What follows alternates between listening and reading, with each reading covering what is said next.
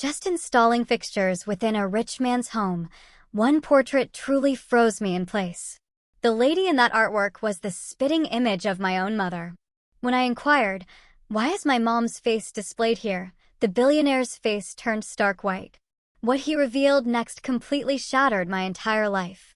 Have you ever stared at a photograph or even a painting and felt an ice-cold dread grip your heart because the face looking back, it was too familiar? Like you were looking at your own mother, but from a life she never told you about?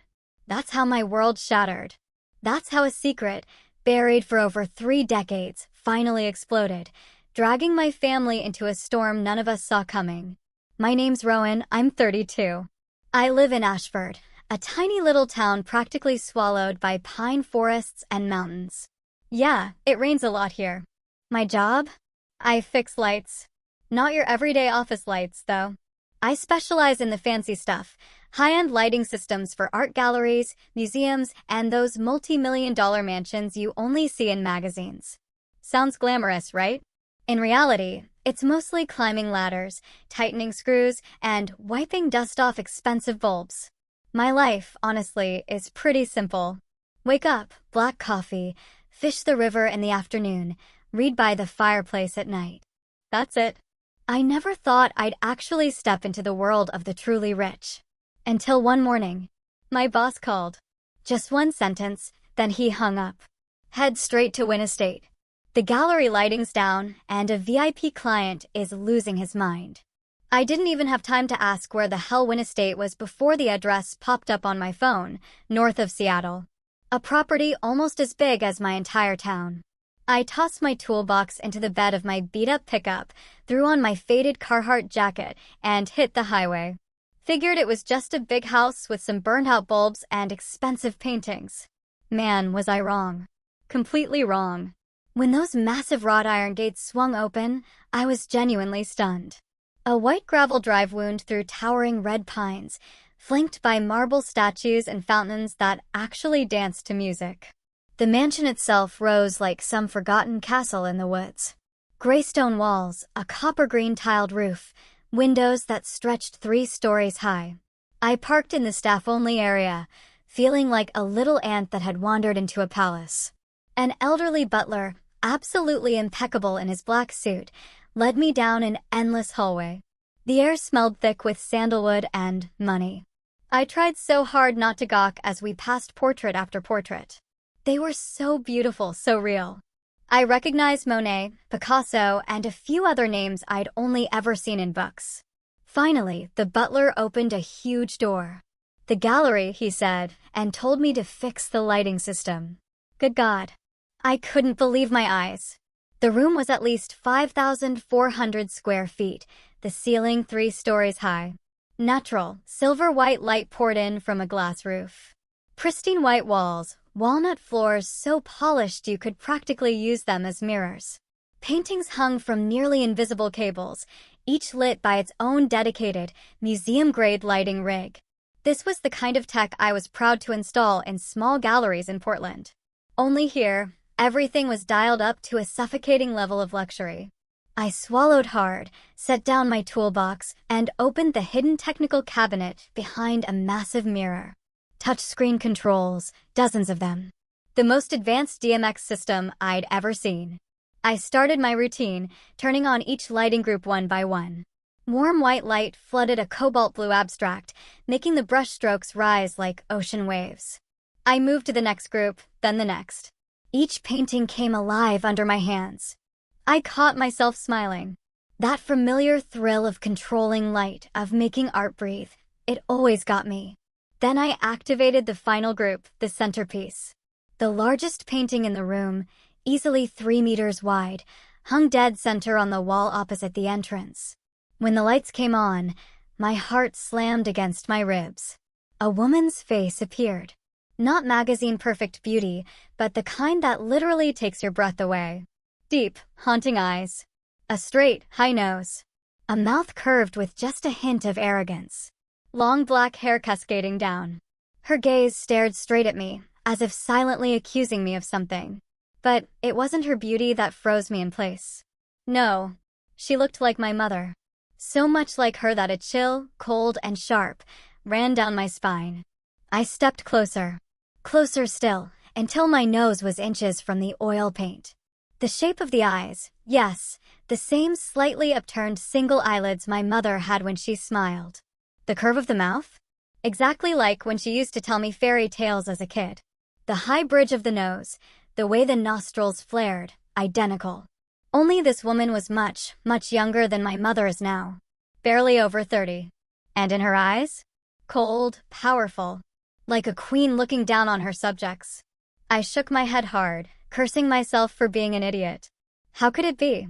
My mother spent her whole life in Ashford, selling homemade bread and wild strawberry jam at the weekend market. She'd left Washington State maybe twice in her life. This had to be a coincidence. But my heart was still racing, my hand trembling as I reached out and lightly touched the heavy gold frame. "What are you doing?" A low, ice-cold voice came from right behind me. I jumped, nearly dropping the remote. A man stood in the doorway. Old, probably pushing 70, but tall and ramrod straight. Close-cropped silver hair and an expensive gray suit tailored to a still powerful frame. Steel blue eyes that cut like glass, yet laugh lines at the corners. He leaned on an ebony cane with a silver handle, not because he needed it, but because it screamed authority. I knew him instantly. Who in Seattle didn't know Benedict Wynn? Real estate and finance titan. The man the papers called the Silver Fox of the Northwest. I once read he bought an entire island just because he felt like it. I stammered. "Yes, sir, I'm the lighting technician. Lightcraft sent me to service the system." He didn't answer right away. He just stared. No. He looked straight through me. Then, slowly, he walked in. Every tap of his cane on the polished floor echoed like a gunshot. He stopped in front of the painting and looked up at the woman for a long, long time. So long, it felt like the rest of the world disappeared, and only the two of them remained. I stood frozen, barely breathing. Finally, he spoke. Softly, but clearly. This was a gift for my wife, when she was young. I nodded frantically, about to go back to work when my mouth opened before my brain could stop it. She looks a lot like my mother, sir. When my mom was younger. Really looks like her. I bit my tongue. Why the hell did I say that? Idiot. But it was too late. Benedict Wynn's face suddenly went ashen. I saw the veins stand out blue beneath the thin skin at his temple. His hand gripped the cane so hard his knuckles went white. The cane trembled just a little, but it was enough. He opened his mouth as if to speak, then clamped it shut. Those steel blue eyes flashed with something raw. Panic. Like someone had just stabbed him in the heart. "Sir, are you okay?" I managed. He didn't answer. He turned sharply and walked out. Fast. So fast. All I saw was the gray suit disappearing through the door. The frantic tap-tap-tap of the cane faded down the hall and vanished. I stood there in the vast, cold room, my heart pounding like it wanted to escape my chest. The strangest feeling of my life. Fear. Curiosity. And pity. Pity for the most powerful man in Seattle, trembling because of one careless sentence from me. I finished the job in a daze. Turned off the lights, double-checked everything, locked the cabinet. But the whole time, my mind kept circling back to the woman in the painting. And the only photograph my mother still keeps of herself young. The one she hides in the kitchen drawer. On the drive home to Ashford, the sky poured rain that perfectly matched my mood, gray, heavy, restless. I turned on the radio, but I couldn't listen. Something felt wrong. Very wrong. I had no idea that day was only the beginning. The beginning of a secret buried for over 30 years. And it was about to drag me and my mother into a storm none of us saw coming. 3 days passed, and I worked like a zombie. Fixing lights at a small gallery in Tacoma, replacing ballasts at a museum in Olympia. But my mind kept circling back to the silver-haired man and that painting. I didn't dare tell my mother. She's always been sensitive. Whenever I asked about her past, she'd get terrible migraines. So from a young age, I learned to stay quiet. But this time, the silence was torture. I dreamed the painting came alive. The woman stepped out of the canvas, called me in my mother's voice, then morphed into Benedict Wynn, his eyes red and staring at me like I was a ghost. Wednesday morning.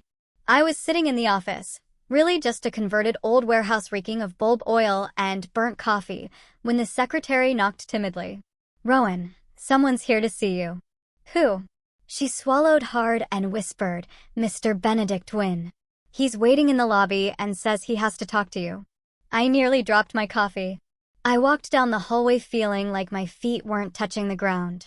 There he was, sitting on the cheap plastic waiting room chair, his expensive gray suit glaring against the peeling paint and cardboard boxes. He looked smaller than before, shoulders slightly hunched. Dark circles under his eyes, like he hadn't slept in days. The ebony cane rested across his knees, both hands gripping it tight. When he saw me, he stood immediately. "Rowan," he said, his voice soft. "I'm sorry for showing up like this. May I speak with you for a moment?" I nodded like a robot and led him to the meeting room. Really, just a rickety wooden table and 4 plastic chairs. He sat down and exhaled, as though a ton of bricks had just fallen off his chest. "I haven't stopped thinking about you for the past 3 days," he began, his voice low and trembling. "About what you said in the gallery, about your mother." I swallowed. "I'm sorry if I said something wrong that day." "No," he raised a hand to stop me. His eyes locked on mine. "You didn't say anything wrong. On the contrary, you were right. So right that I haven't slept." He paused for a long time, searching for words. I saw his throat working. "I want to meet your mother," he said, almost in a whisper. "Whatever it takes." My jaw dropped. "Me? My mother? Why, sir? Are you sure?" "I have never been more certain of anything in the last 33 years. He looked at me, those steel blue eyes now bloodshot and glistening. "You don't understand, Rowan. But I'm begging you. Please, take me to her. Just once." I didn't know how to answer. 1,000 questions exploded in my head. Why does he want to see my mom? Why is he crying? Why is he shaking? But watching him, the most powerful man in Seattle, curled up small in front of me, all I felt was pity. Strange, overwhelming pity. I nodded. "Okay, I'll take you." The drive from the office to Ashford had never felt so long. I drove my old pickup. Benedict Wynne sat in the passenger seat, a spot I never imagined a billionaire would occupy. He was silent the whole way, occasionally staring out the window, lips pressed tight. Rain kept falling, the wipers squeaking in rhythm with my heartbeat. My mother, Mara Fletcher, 53 years old. The gentlest, quietest woman, living in our little wooden house by the river at the foot of the mountain. The place she and I had called home for over 30 years. Our house sits at the end of a red dirt road, right on the bank of the Nisqually River. 2 tiny stories, old shingles, a vegetable garden out front, and a chimney that always smelled of baking apple pie. From the gate, I could already smell cinnamon drifting from the kitchen. The scent that told me Mom was baking the pies she sells at the weekend market. I took a deep breath and opened the truck door. "Mom, I'm home." She stepped out of the kitchen, apron dusted with flour, hair in a bun, smiling that same soft smile she always gives me. "My boy's home. I just pulled apple pies out of the oven. They smell amazing." Then she stopped dead. When she saw the man following me, he froze on the doorstep as if turned to stone. His face went white, lips trembling, eyes wide, staring at my mother like he was seeing a ghost come back to life. Mom froze too, still holding the flour-covered wooden spoon. The air in the room turned to lead. He took 1 step forward, then another. The cane slipped from his hand and clattered to the floor unnoticed. His voice broke, raw in a way I'd never heard anyone speak. "Juniper." Mom flinched. The spoon fell and shattered on the floor. She backed up a step, her hand clutching her chest, eyes wide with confusion and fear. "Sir, who are you? What did you just call me?" "My name is Mara. Mara Fletcher." "You have the wrong person." But Benedict wasn't listening. He took another step, tears already streaming down his wrinkled cheeks. "Juniper, is it really you? You're alive." Mom kept backing up until her back hit the kitchen table. Her face crumpled. "I don't know what you're talking about, son. Who is this man?" Before I could open my mouth, Benedict dropped to his knees. Literally. both knees hitting the wooden floor, hands shaking as he reached out, but didn't dare touch her. "Juniper, it's me, Benedict. Benedict Wynne. Don't you remember me? You disappeared. I looked for you for 33 years. Mom shook her head frantically, her voice rising in panic. "I don't know you. I've never met you. What are you doing in my house, Rowan? Who is he?" I stood rooted between them, not knowing what to do. My heart was pounding so hard I thought it would burst. Benedict kept trying, his voice shaking. "Juniper, you vanished over 30 years ago. I searched everywhere. Don't you really remember? We were in love. We were going to get married." Mom's face went even paler, but not from memory flooding back. From genuine terror of a stranger who had just burst into her home, calling her by a strange name, saying insane things. She backed up until she hit the table, her hands gripping a chair for support. "I don't know what you're." Her voice cracked, almost a scream. I'd never heard my mother raise her voice. Ever. Benedict froze, tears still falling. But this time, he didn't move closer. He bent down, picked up his cane, his voice broken. "Then I'm sorry. I didn't mean to scare you. I thought." I stepped to Mom's side and put my arm around her. She was shaking like a leaf. I turned to Benedict, my voice firm. "Sir, please go. My mom, she's not okay. I'll take care of her." Benedict looked at my mother one last time. His eyes filled with pain and utter despair. Like a man who had just lost everything all over again.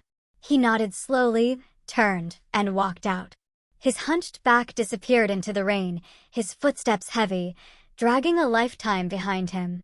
I shut the door and held my mother as she collapsed into a chair, hand over her heart, breathing hard. But her eyes were dry. Only confusion. And fear. "Mom, are you okay?" She shook her head, her voice tiny. "I don't know who that man was. Why did he call me that name? Why was he crying?" I couldn't answer. I just held her tighter, feeling her still trembling in my arms. That night, she went to bed early, but I knew she wasn't sleeping. I heard her tossing and turning, soft in the dark. I lay awake, staring at the ceiling, my mind in chaos. Was he telling the truth, or was he insane? But my mother, she didn't recognize him. Not at all. So why was he so certain? And why, deep down, did I have the feeling my mother was hiding something, even if she herself didn't know what it was? The nightmare I sensed had only just begun. And for the first time in my life, I was afraid for the very mother I loved most in the world. The next morning, as the first rays of sunlight slipped through the hospital room curtains, my phone buzzed. An unknown number. I answered, my voice hoarse from a sleepless night. "Hello? Who is this?" "Rowan. It's me, Benedict." His voice had sunk to the bottom of a well, as though he too had spent the night without sleep. Rough, exhausted, almost unrecognizable. "I know you're angry with me. I don't blame you. But can I see you just once? I'll explain everything." I looked at my mother, lying half-conscious in the hospital bed, her face still pale, lips cracked and dry. I wanted to refuse. Wanted to scream into the phone, never show up again. But a part of me, the curious, uneasy part, was screaming for answers. "Fine," I said. "Tomorrow. We'll talk." We agreed to meet at the little cafe tucked away on an Ashford side street, the scent of old wood and toasted bread drifting out to the sidewalk. I pushed the door open and saw Benedict already there, at the most familiar corner table, a cup of black coffee long gone cold in front of him. He looked visibly thinner after just one night. His gray shirt wrinkled, silver hair disheveled, eyes sunken like black pits. He stood when he saw me, his voice soft. "Thank you for coming." I sat across from him and cut straight to it. "My mom is in the hospital because of you." "Talk. What the hell is all this?" He drew a deep breath, as if preparing to jump off a cliff. "I once loved a woman. Her name was Juniper Hawthorne." At the mention of the name, he had to stop, his fingers squeezing the coffee cup until his knuckles went white. She was the identical twin sister of my current wife, Rosalind. The two looked exactly alike. Only their personalities were different. Juniper, she was fire. Bright, fierce. One smile and the whole world lit up. Rosalind was colder, quieter. His gaze drifted far away, reliving old days. I met Juniper when I was 29 and she was 27. We fell madly in love. I was going to propose that fall. I had the ring, everything ready. But then one rainy afternoon, she was driving to my place and never arrived. His voice shattered into pieces. I called the police. I hired private investigators. I turned Seattle and the entire state of Washington upside down. Nothing. The car vanished. She vanished. All that was left was the coat she'd left in my car, still faintly smelling of her perfume. I sat silent, my throat tight. For years after that, I lived like a corpse. I drank. I went mad. I nearly lost everything. The only person who stayed by my side was Rosalind. She took care of me, ran the company for me, wiped my tears every night. Eventually, I married her. Not for love, Rowan, but because I needed someone who looked like Juniper so I could keep breathing. Because I couldn't bear losing her completely. He lifted his eyes to me, red-rimmed. The painting in the gallery? I painted Juniper from memory more than 30 years ago. When you said your mother looked like her, I thought I was dreaming. Rowan, your mother is Juniper. I'm absolutely certain. The world spun. The entire cafe shrank until all I could hear was my own heart pounding. But my mom's name is Mara. She's lived here for over 30 years. She doesn't remember anything. Benedict nodded slowly. I know. She probably lost her memory after the accident. But I need to see her just once more. I need to know why she left without a word. I need to close this door, no matter how it closes. He reached across the table and grasped my hand. His was ice cold and trembling. Please, let me see her. I looked into the eyes of a man who had carried this pain for half his life. And I nodded. I never imagined I had just opened a different door. One that led straight to hell. The days that followed were the longest of my life. Benedict started coming to the house regularly. No luxury car, no bodyguards. Just him, driving an old Jeep, wearing turtlenecks and faded jeans, looking more like a retired grandfather than a billionaire. He brought donuts. Wildflowers picked from the roadside. Old photographs, carefully wrapped in plastic to keep them from creasing. But my mother, she hid from him. Every time she heard his car pull up, she quietly slipped out the back, locked herself in her room, or pretended to sleep. Once, he stood on the porch for a full hour in the drizzle. I finally invited him in, but Mom never came down. I made him tea and listened to him talk about Juniper. About weekend drives along the Oregon coast. About the time she laughed until she cried because he dropped an entire cake on his shirt. I was torn in half between them. On one side, my mother, the woman who raised me on toast and fairy tales, now curled up inside an invisible terror. On the other, the silver-haired old man who showed up every day with a flicker of hope in his exhausted eyes. Then, one pouring afternoon, Mom called me into her room. Son, tell him to come in. I could hardly believe my ears. Benedict stepped inside, soaked. Rain dripped from his hair onto the floor. He stopped at the kitchen doorway, afraid to take another step, as if one more might shatter everything. Mom sat at the table, her hands wrapped around a mug of herbal tea, staring straight ahead. Mr. Wynne, she said, her voice unnaturally calm, though I could hear the tremor beneath it. I am a woman who had a husband and a son. My husband died 10 years ago. I have a peaceful life here, and I want to keep it that way. Benedict stood frozen. I truly don't remember the woman named Juniper you keep talking about. Maybe long ago I knew you. Maybe I once had feelings for you. I don't know. But that person, if she really was me, no longer exists. For more than 30 years, I have lived here as Mara Fletcher, Rowan's mother. And that is the only life I know. Please respect that. He opened his mouth, but no words came. Mom continued, her voice soft yet sharp as a blade. Please don't come here anymore. Don't bring the past to destroy my present. I'm begging you. The air in the kitchen was so heavy, I could hear every raindrop on the roof. Benedict bowed his head for a very long time. Then he nodded slowly, like a man whose spine had just been pulled out. I understand, he said, his voice raw. I'm sorry for disturbing you. I won't come back. He turned and walked out, shoulders hunched under the rain. I ran after him. wanting to say something, but he only raised a hand to stop me. Let her be, Rowan. She's chosen her new life. I'm just the past. He climbed into the Jeep and drove off without looking back, disappearing around the bend in the downpour. I went back inside. Mom sat motionless, the tea long cold in her hands. She wasn't crying. She just stared out the window where the rain kept falling. I stood behind her, wanting to hug her, but not daring to. Because for the first time, I realized my mother no longer knew who she was. And that feeling hurt more than anything I had ever experienced. In the weeks that followed, our house sank into a heavy silence. Mom still got up early to bake, still weeded the garden, still smiled at me every morning. But that smile was as fragile as the sugar glaze on a sponge cake. One light touch, and it would shatter. She never mentioned Benedict again, never asked if he had come back. It was as if by never speaking of it, the whole thing would simply disappear. But I couldn't stop thinking. I began watching Benedict from a distance. He truly never came to the house again. Yet, I still saw him. He would park 2 streets away in his old Jeep and just sit there, staring toward our kitchen window.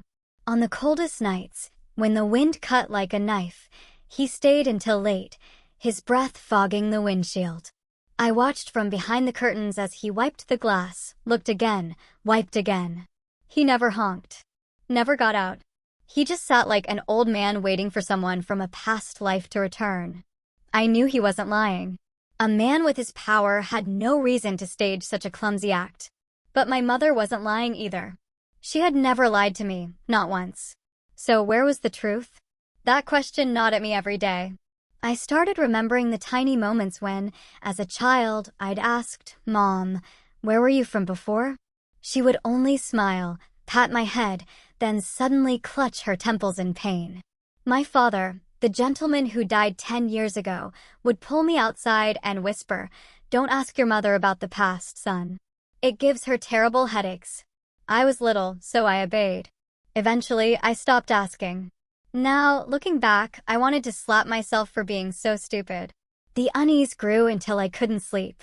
I lay in bed listening to the Nisqually River rushing outside, the wind whistling through the cracks, and I knew I had to do something.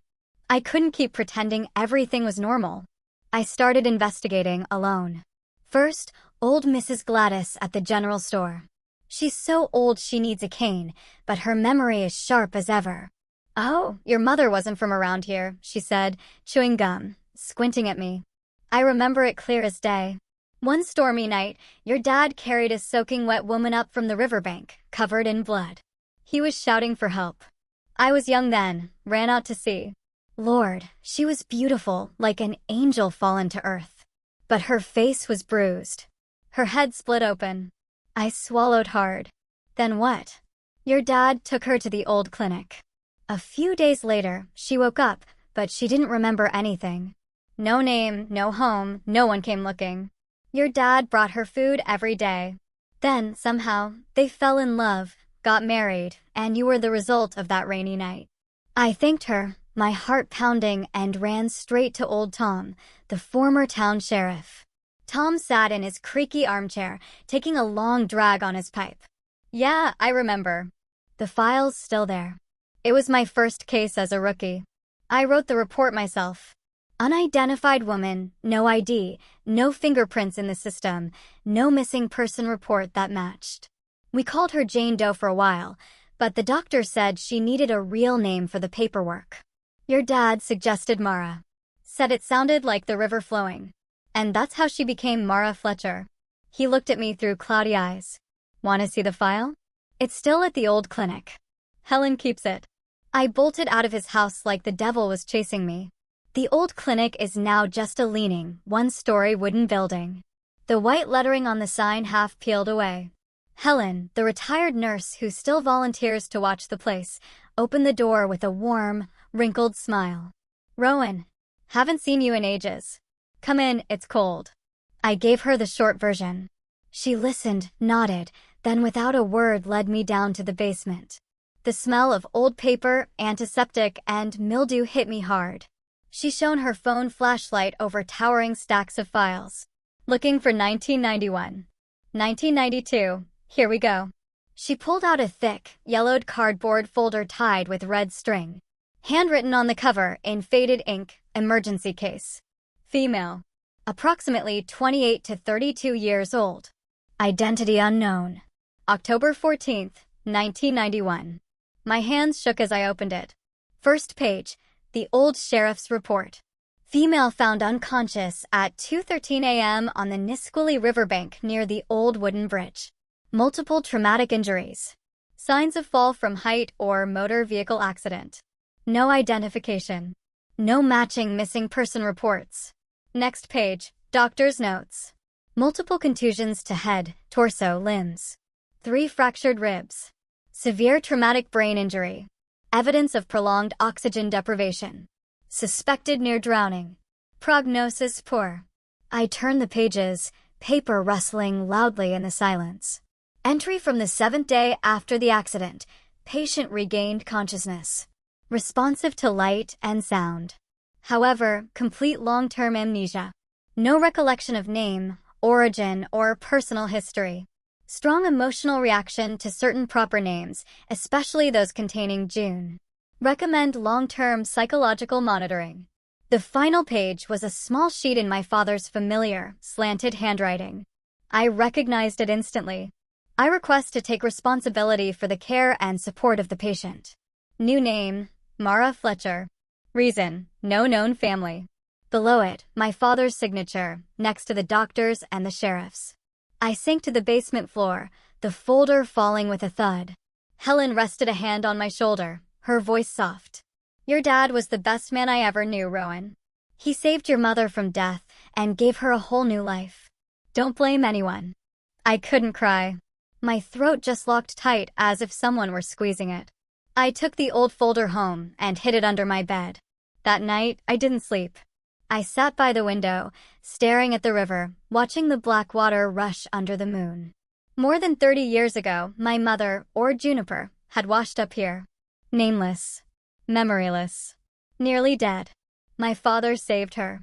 Gave her a new name. Loved her. Gave her a son. And Benedict Wynne had been searching for her for 33 years straight. 2 men. 2 lives. 1 woman. And I was standing right on the fault line of a truth buried so deep, I was terrified I might fall in. I clutched the yellowed folder, my heart heavy, as if someone had poured lead into my chest. Everything Benedict said was true. But my mother's real past was murky. Pitch black. And far more terrifying than any nightmare I'd ever had. I hid the file at the very bottom of my closet, too scared to let Mom see it. Every night, I lay listening to her tossing and turning in the next room, soft sighs slipping through the cracks like wind through a window. I wanted to ask her. Wanted to shout that I knew everything now. But every time I opened my mouth, only meaningless words came out. Mom, eat a little more. It's getting cold, Mom. I was terrified. Terrified that if I pushed too hard, she would shatter. Then one Saturday afternoon, the phone rang. It was Benedict. His voice was soft, almost shy. Rowan, I'm having a small gathering at the house this weekend. Just a few old friends, nothing loud.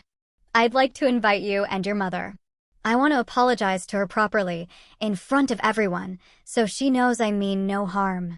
I was about to refuse instantly, but he added one sentence that silenced me.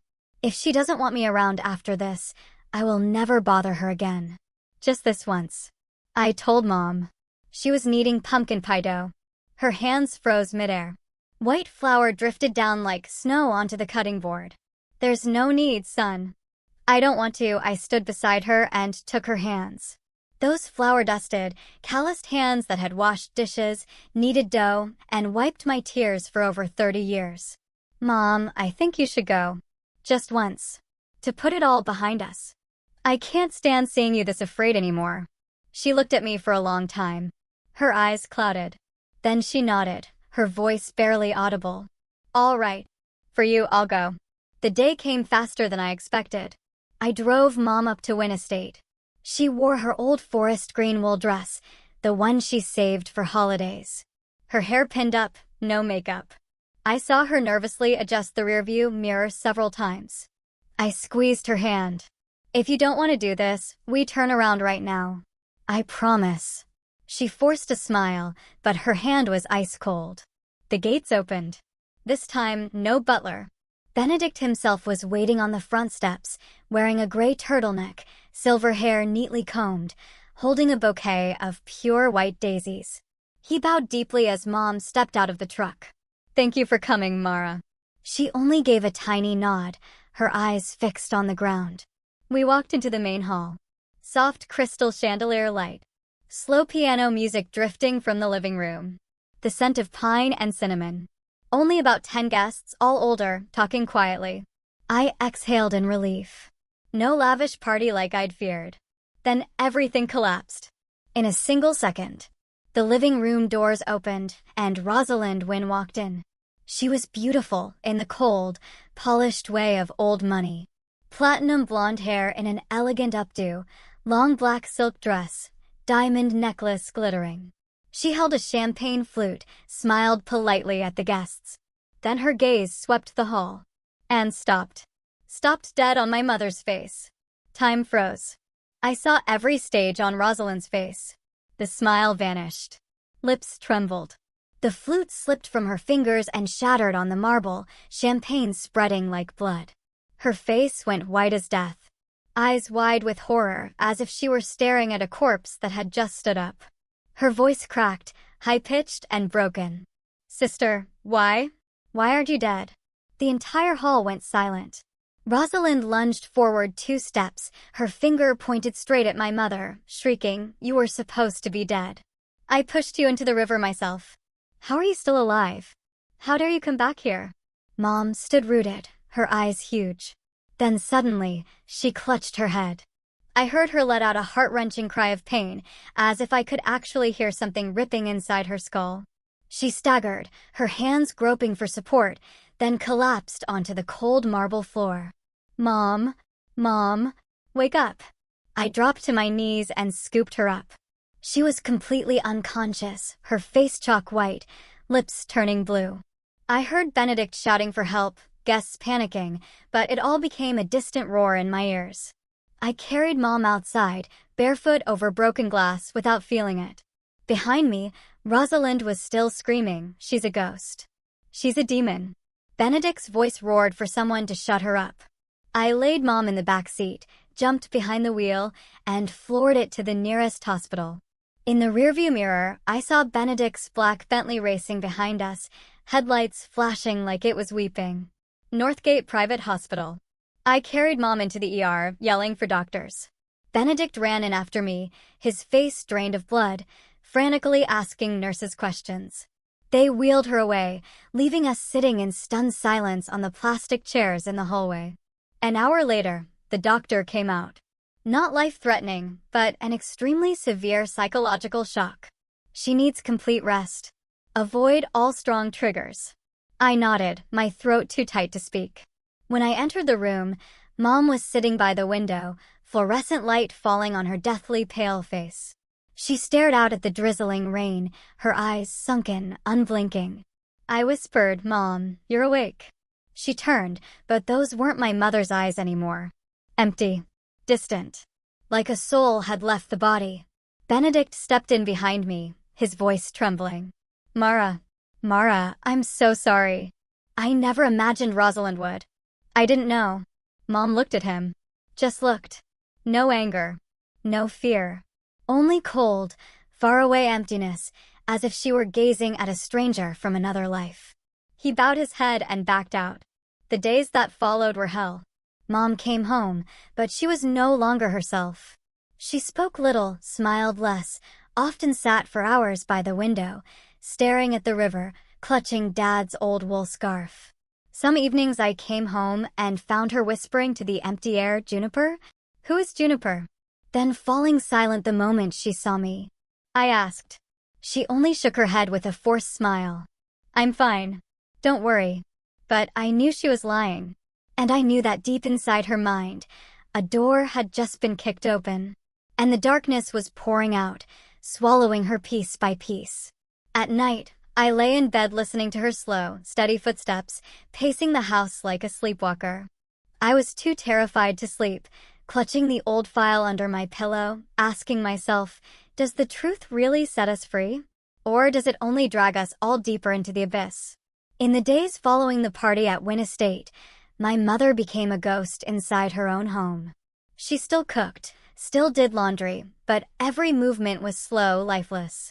Some nights, I woke to the sound of muffled crying. I crept down the hallway and found her curled up on the kitchen floor, clutching her head, murmuring strange names. Juniper. Rosalind, don't. Then, falling silent the moment I turned on the light. I hugged her. She went stiff in my arms, then gently pushed me away. I'm fine, son. Go back to sleep. I couldn't sleep anymore. A suffocating dread clung to me like a black shadow. I started noticing everything. Strange cars driving slowly past the house. A silhouette flashing past the window at midnight. Dogs barking furiously down the street. I installed motion sensor lights in the yard. Checked the locks 3 times before bed and kept my phone fully charged on the nightstand. But I never expected it to come so fast. Tuesday morning. Pouring rain. I was driving on the highway towards Seattle for work, the radio playing a sad old song. Suddenly, my chest seized as if someone had grabbed my heart and squeezed. The feeling was so strong, I had to pull over, gasping for air. I couldn't explain it. I just knew I had to go home. Right now.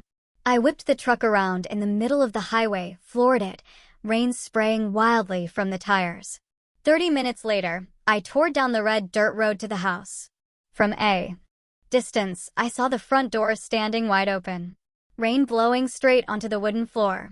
My heart stopped for a beat. I skidded into the yard, jumped out without killing the engine, and ran inside. The sound of breaking dishes. Gasping breaths. A struggle. I froze in the kitchen doorway. A tall man in a black raincoat, his face completely covered, was kneeling on top of my mother. His gloved hands were pulling a plastic zip tie tight around her throat. Mom was thrashing weakly, her nails clawing at the air, her face purple, eyes rolling back. I didn't think. I roared like an animal and charged. My shoulder slammed into his back. We both crashed to the floor. He was heavier than I expected, muscles bulging under the raincoat. I punched, scratched, bit, anything I had. He spun. His fist caught my temple and made the world spin, but I didn't let go. I grabbed his hair and slammed his head into the floor again and again. Let go of my mother. Furniture flew. Chairs overturned. Vases shattered. The dining table flipped. The air stank of blood. Mom coughed and wheezed, crawling away, her hands clutching her throat. The masked man realized he was losing. He shoved me hard. My back slammed into the cabinet, pain exploding through me. He vaulted through the kitchen window, glass exploding outward, raced across the yard, and leapt into a waiting black SUV. I staggered after him, just managing to catch the license plate before it sped away in the rain. WYN 7274. I wanted to chase him, but Mom's choking gasp spun me around. Mom, are you okay? She lay curled on the floor, the zip tie leaving angry red welts around her neck, her eyes closed, but still breathing. I scooped her onto the sofa, my hands shaking as I dialed 911. Someone broke into my house. My mother was strangled. Hurry. 142, Riverbend Road, Ashford. While waiting for the police, I knelt beside her, stroking her hair, crying like a madman. Mom, say something. Where does it hurt? She opened her eyes, breathing shallow, but forced a crooked smile. I'm okay, my boy. 2 officers arrived in 15 minutes, soaked, red and blue lights painting the whole property. They photographed the scene, dusted for prints, took my statement while my hands still trembled. I told them everything.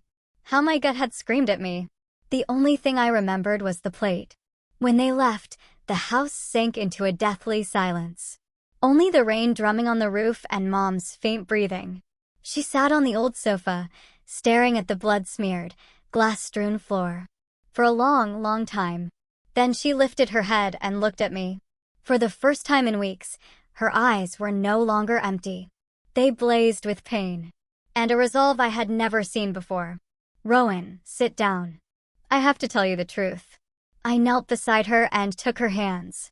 She drew a deep, shuddering breath and began, her voice trembling but clear, as if tearing 30-year-old memories out of her skull, piece by piece. I was Juniper Hawthorne. I fell in love with Benedict at first sight. We were going to get married. But Rosalind, my identical twin sister, was obsessed with him. She was insanely jealous. She made up lies, accused me of cheating, made Benedict doubt me.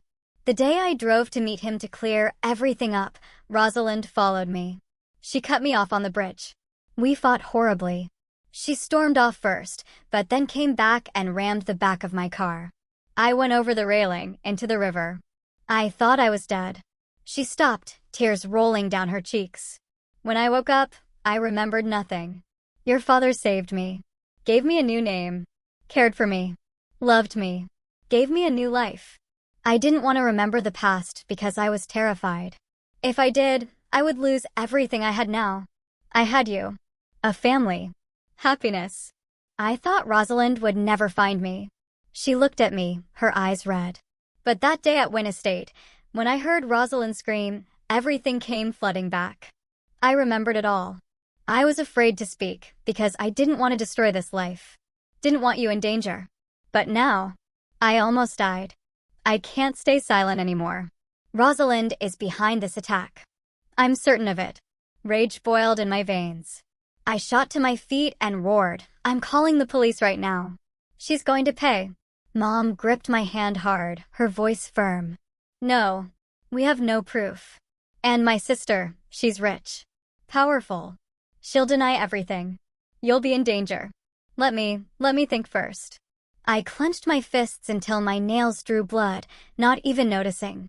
I nodded, but inside, the anger was a wildfire. She was right.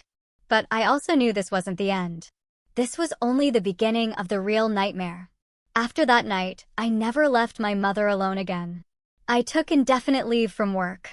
Installed cameras everywhere. Slept with a folding knife under my pillow. Mom, on the contrary, grew calmer in a way that terrified me. She no longer sat staring blankly out the window. She cleaned the house, cooked old familiar dishes, even smiled at me. But that smile was cold, like someone who had decided to walk straight into fire. 3 days after the attack, I knelt in front of her. Mom, we can't keep hiding. Next time, it won't just be one masked man.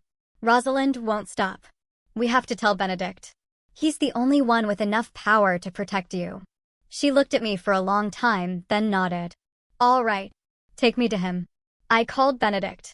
He picked up on the first ring, his voice hoarse from sleepless nights. Rowan, what is it? I have something important to tell you. Mom and I are coming over. An hour later, we were at Wynn Estate. The moment we stepped into the main hall, I felt a thick, oppressive silence enveloping everything. No staff. No guests. Just the soft glow of the crystal chandelier falling on cold marble like a frozen winter lake. Benedict appeared without a word, motioned for us to follow, and led us straight to his study. A dark, oak-paneled room smelling of old tobacco and leather, heavy with decades of secrets. He closed the door, turned to my mother, his voice trembling. Mara, are you all right? The attack. Rowan told me. Mom cut him off. She took one step forward, stood directly in front of him, and looked him straight in the eye. Benedict, she said, her voice steady, unshaking. I remember everything now. The world stopped. Benedict froze. His face went ashen, lips moving soundlessly. Then he staggered back a step, his hands reaching out as if to touch her, but afraid she would vanish. Tears welled up and rolled down his wrinkled cheeks. Juniper, you really remember? Mom nodded. Yes, I remember everything. I remember you. The afternoons on Cannon Beach. The ring you hid in your coat pocket. The rainy night on the Nisqually Bridge, and how Rosalind pushed me into the river. Benedict broke. He collapsed to his knees, wrapped his arms around her as if she might dissolve, and sobbed. Deep, gut-wrenching sobs that echoed through the huge room. The cries of a child who had lost his mother for 33 years and just found her again. Juniper, I'm sorry. I'm so sorry. I searched for you all these years. I thought you were dead. Mom stroked his hair gently, but her eyes stayed dry. She let him cry for a long time, then softly pushed him away, her voice still calm. Benedict, listen to me. 3 days ago, Rosalind hired someone to kill me. The second time. Benedict's face changed instantly. He rose, his eyes blazing with a fury I had never seen in. A 70-year-old man. Son, show him the license plate. I held up my phone. Photo of WIN 7274. Benedict stared, knuckles turning white as he gripped the phone. His voice dropped to ice. Fine. Leave the rest to me. Within 24 hours, Wynn Estate became a war room. Private security. Lawyers. Investigators. Financial experts. Ex-FBI. Everyone mobilized. Screens glowed. Printers whirred. Phones rang nonstop. Mom and I sat and watched them peel back Rosalind's layers like an onion. They traced WIN 7274 to a shell company registered in Delaware. Dig deeper. The sole beneficiary? Rosalind W. Bank records showed 3 transfers of $150,000 each to the driver, sent days before the attack. Traffic cameras. The black SUV circling our house for 10 straight days. Then they dug into the past. They found Mom's old green Volvo in an Ashford evidence impound. Still there, rusted, dusty, with clear rear-end damage. Metallic green paint chips cross-referenced with Rosalind's 1991 insurance file. Her Mercedes had a full front end rebuild the week after the accident, listed as a minor collision. Everything matched perfectly. Benedict sat in front of the screens, his hands shaking as he held the documents. He said nothing for a long time. Then, in a broken whisper, I slept next to a murderer for 33 years. The confrontation happened exactly 4 days later, in the same grand living room where Rosalind had once screamed, "Why aren't you dead?" Rosalind walked in, wearing a crimson dress, her lips blood red, smirking when she saw my mother. "Oh, dear sister is back. What act are you putting on this time?" Mom stood tall, her voice like ice. "Rosalind. Why? 2 attempts to murder your own twin sister just for a man. Do you even know what it means to be human?" Rosalind laughed. A shrill, piercing laugh. "Human? You're the venomous snake. You stole Benedict from me. I was the one he loved first. You barged in, Benedict stood. He walked over and slapped her hard across the face. The sharp crack silenced the entire room. Then he threw the stack of evidence at her feet. License plate. Transfers. Car records. Old crime scene photos. Everything. Rosalind bent down, her hands shaking as she flipped through the pages. Her face went from red to white to green. "No, impossible. Where did you get?" Benedict roared. "You killed Juniper twice. You lived in my house, slept beside me, smiled at me while you pushed your own sister off a bridge and hired a thug to strangle her. I was blind for 33 years. Rosalind collapsed, clutching his legs, sobbing and begging. "I loved you. I just wanted you to be mine. She deserved to die. She came back to steal you again." Just then, the doors burst open. 6 federal agents marched in, followed by lawyers and a prosecutor. "Rosalind Wynn, you are under arrest for first-degree attempted murder, conspiracy to commit murder, and financial fraud." The handcuffs clicked. Rosalind screamed, thrashing, her hair wild, makeup running. She turned one last time, her eyes bloodshot, glaring at my mother. "You witch! I curse you! You took everything from me." Benedict turned away, refusing to look. The doors closed. The screaming faded, then stopped. The room fell silent. Benedict sank into an armchair, his hands covering his face, shoulders shaking. Mom walked over and placed a hand on his shoulder. I stood behind her, my hand on hers. Outside the window, the rain had stopped. A weak ray of sunlight broke through the clouds, falling across the floor, right where Rosalind had just knelt. The truth, though late and soaked in blood, had finally won. But that victory didn't bring instant laughter. It only brought silence. Heavy. Wounded. Silence that hadn't yet healed. The trial lasted 6 straight weeks, turning the Seattle federal courthouse into a media circus. Every morning, I drove Mom there. We had to push through a forest of lenses. Reporters shouting her name like she was a movie star. Mrs. Hawthorne, will you forgive your sister? Mr. Wynne, do you regret marrying a murderer? I held Mom's hand tight, shielding her with my body while Benedict followed behind, his face stone cold, not answering a single question. Inside the courtroom, the air was even thicker. Rosalind sat in the defendant's chair, still trying to keep her initial haughtiness. Hair in a high bun, elegant black dress, blood-red lipstick. But by the third day, the mask began to crack. Benedict's lawyer, a tall, thin man with a voice sharp as a blade, presented the evidence one by one. Bank transfers. The license plate from the attack. The 1991 insurance file. And the green Volvo, pulled from the Nisqually River, still bearing the clear rear-end dent and flakes of metallic green paint. At first, Rosalind sneered, calling it all fabrication and slander. But when photos of her Mercedes after its full front end rebuild appeared on the giant screen, she started shaking. When the witness, her former bodyguard Marcus Hale, took the stand and testified that Rosalind herself had paid him to take care of the woman in Ashford, she leapt to her feet and shrieked, "Traitor! I paid you to kill her, not to sell me out." The courtroom erupted in gasps. The judge pounded the gavel.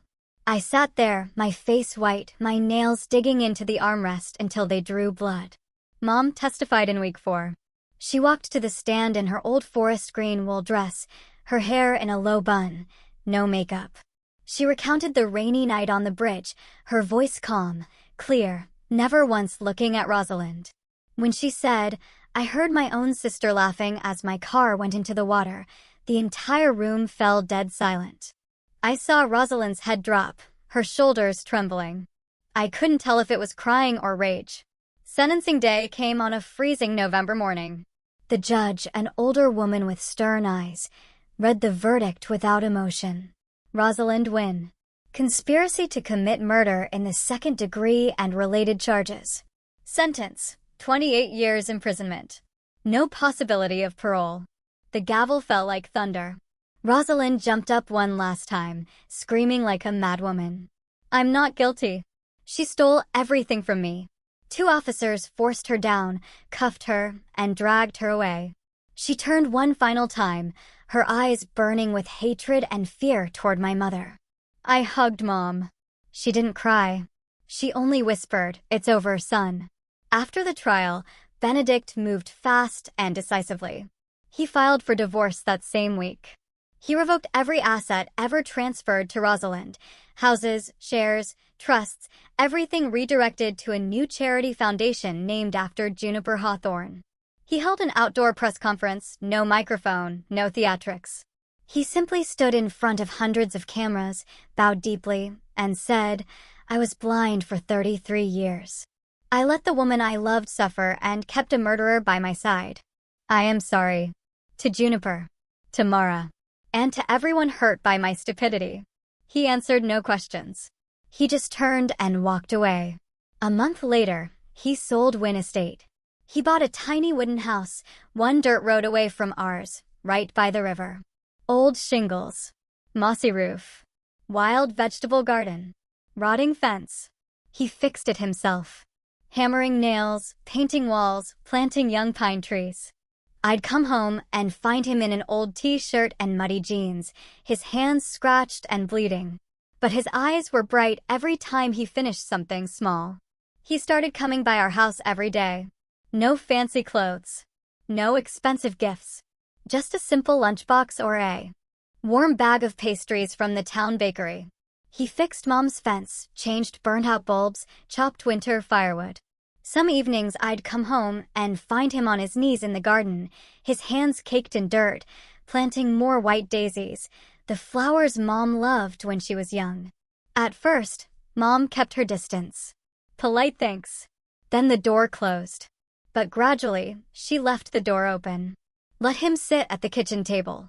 Drink the herbal tea she brewed. Let him talk about the old days, his voice rough with emotion. He asked for nothing. He just stayed close, quietly, as if saying, "This time, I'm not going anywhere." Then one late autumn evening, the air crisp, pine needles covering the yard, we sat in our little kitchen. The old, familiar smell of baking apple pie and crackling firewood in the stove. Benedict had brought a bottle of red wine from his old cellar, but none of us touched it. We just sat drinking tea, listening to the river outside. Mom looked at him for a long, long time. Then she set her cup down, her hands trembling. "Benedict, there's something I've never told anyone. Not even Rowan." He looked up, his eyes worried. "Tell me." "I'm listening." Mom took a deep, shaky breath. "That year, when the accident happened, I was pregnant. Almost 3 months. Time stopped." Benedict froze. His face went white, his fingers clenching until the knuckles were bloodless. He stared at Mom, then at me, then back at Mom, his eyes wide with disbelief. You're saying, the baby?" Mom nodded, tears finally falling. "Rowan is your son." I felt the world shatter around me. Then slowly, piece itself back together into something completely new. I looked at Mom. I looked at him.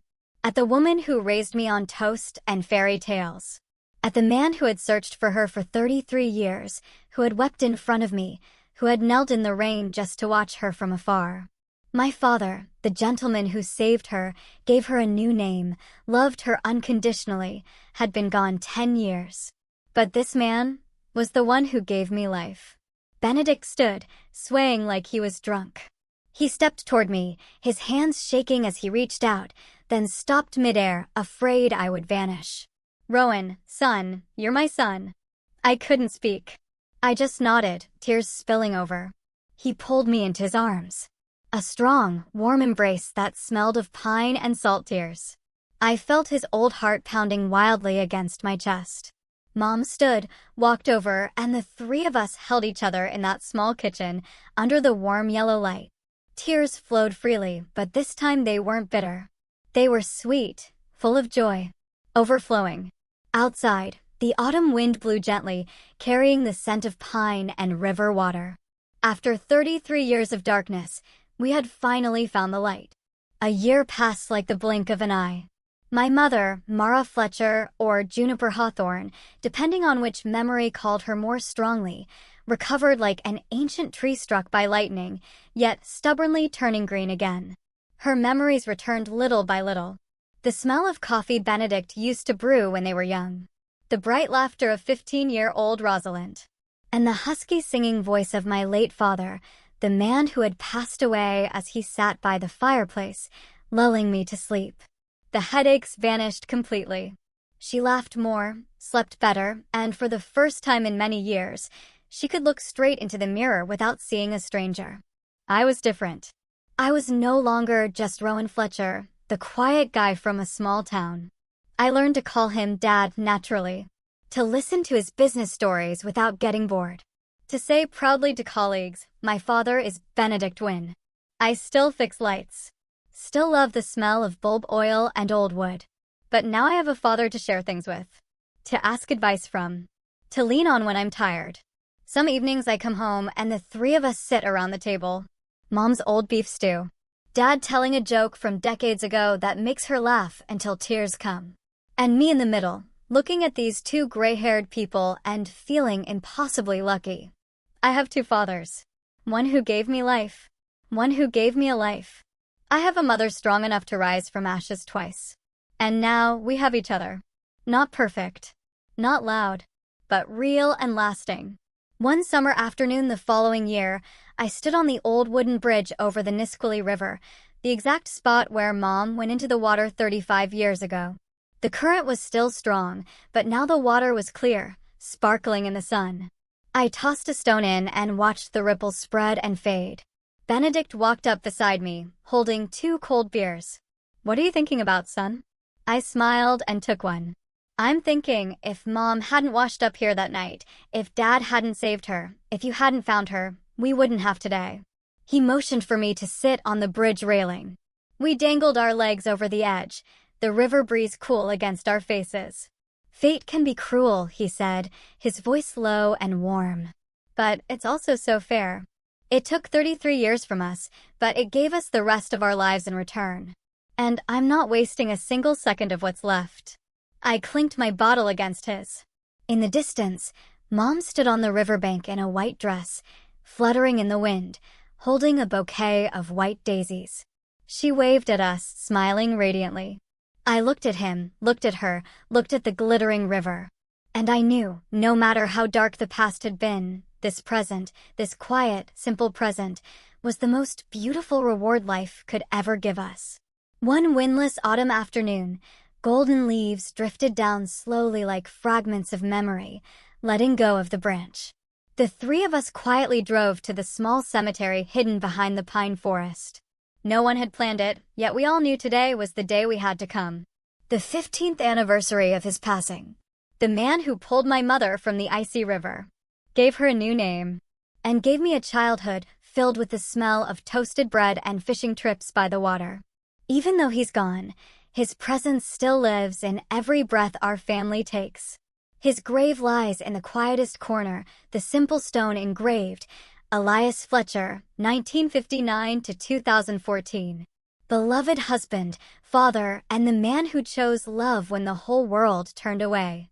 Mom knelt before it and gently placed a bouquet of pure white daisies. The flower he loved most. Because they're like you, she used to say. Simple, yet beautiful. Pure. She didn't sob like in previous years. Only a few silent tears fell, soaking into the red earth. Thank you, Elias, she whispered, her voice soft but clear. Thank you for giving me a second life. For giving me Rowan. For teaching me what love is when I no longer remembered who I was. You will forever be the most important man in my heart. I stood behind her, my hand on her shoulder. Benedict stood beside me, one step back, cap in hand, his head deeply bowed. He said nothing, but I knew he was saying thank you to the man who had loved and protected this family, and his place, for so many years. I looked at my adoptive father's gravestone, then at Benedict, then at Mom. Standing between my two fathers, one who gave me life, one who gave me a life, I finally understood what true fortune means amid pain that once seemed impossible to survive. I looked back on my own journey. From the childhood days when I only knew Mom got terrible headaches whenever the past was mentioned, to the day I walked into the Wynne Estate Gallery and saw the painting that looked so much like her it chilled my blood. From the moment Mom collapsed upon hearing the name Juniper, to the night I carried her out of the mansion amid Rosalind's screams of horror. From nearly losing her to a zip tie around her throat, to the day we watched Rosalind dragged away in handcuffs. From the second I learned Benedict was my real father, to the quiet evenings the three of us sat by the fireplace, understanding each other without needing words. I once thought those losses were the end. Now I know they were only sharp turns, leading me to a different road. One of truth, forgiveness, and a love I never dared dream of. I realized Benedict's patience wasn't just love for Mom. It was silent atonement. A belated apology he thought he would never get to give. Cruel fate stole 33 years from him, but in its mercy, gave him the rest of his life to make amends. I learned that memory is a vital part of being human. But losing memory doesn't mean losing the value of life. Mom lived beautifully and fully for 33 years without a past. With love, kindness, warm loaves of bread, and bedtime hugs, she proved that a person can start over from zero and still build a warm family.